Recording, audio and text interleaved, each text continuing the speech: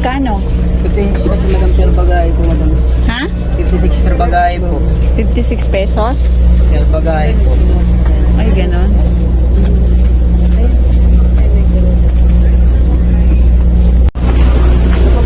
Ah, meron pala sa itaas na nababa. Kaya pala medyo maalon. Ay, tinakpan. Buti na lang hindi tayo dito napunta. Yung gamit natin. Basta sana ano.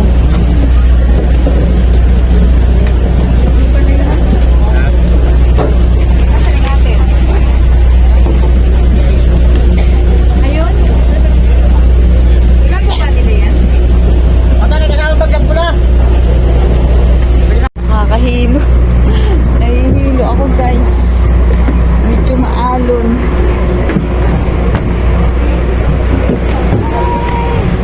Thank you. Oh my God.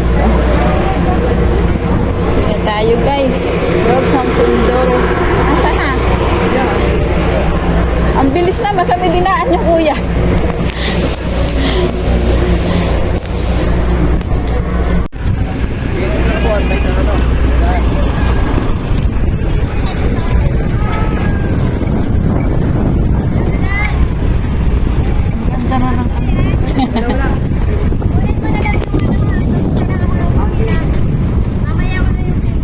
Nauhan. Dalhin mo kami sa papuntang Nauhan. Ayan, laki ng barko guys. Pwede yung mga sasakyan dyan. May mga sasakyan yan. Nauhan. Puerto. Nauhan.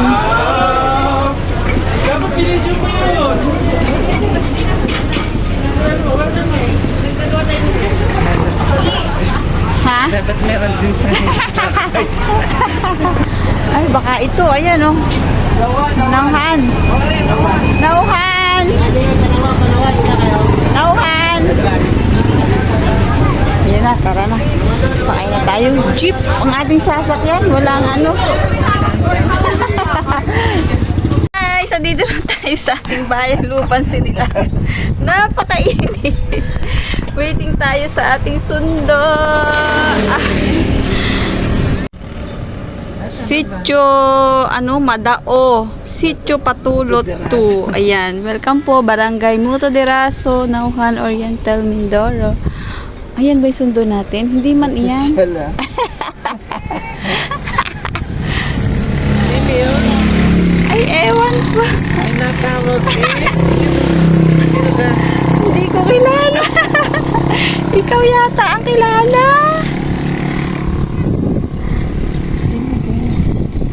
Hindi ko rin kilala. Napakatahimik po ng aming bayan. Ito dyan. Ako nag-aral. Elementary.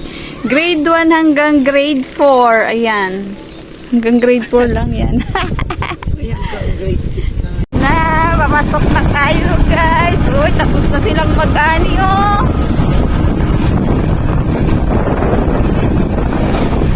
Init pala dito. Akala ko uulan.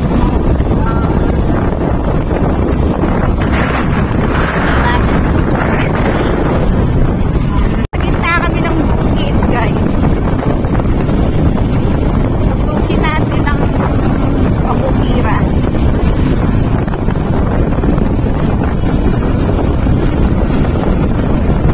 Ganda ng fort nila, blue na blue ah.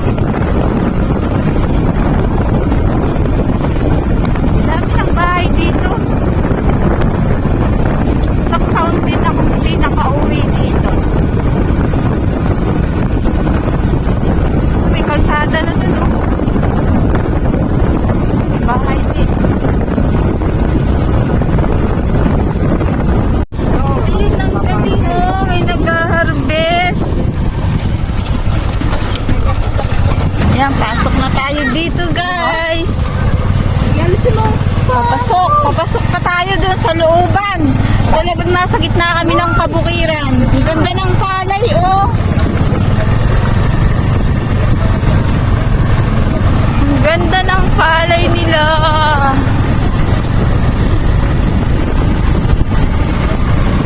Nasa